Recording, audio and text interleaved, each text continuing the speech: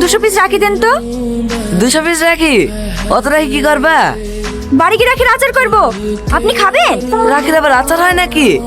বুঝতেই তো পারছেন, তাহলে আবার জিজ্ঞেস করার কি আছে? দেন তাদের 200 পিস রাখি দেন।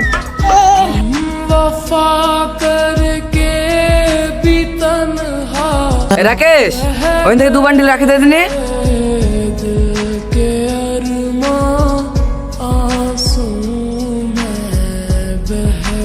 200 টাকা দাও তাহলে হবে। এলেন ভাই, আপনার হাতটা দেখি। কেন? আরে দেখি না। দেন 2000 টাকা। কিসের টাকা? ও মা, বোন ভাইকে রাখি পড়ালো, ভাই বোনকে গিফট দেবে না? তাই বলে 2000 টাকা? হ্যাঁ, ভাইয়ের এত বড় দোকান, বোনকে সামান্য 2000 টাকা দিতে পারবে না?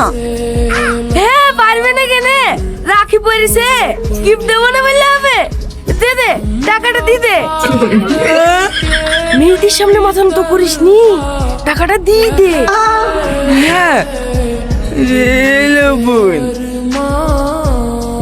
দে রে, আর একটা রাখি দে, এই ভাইকে একটা পরে দি।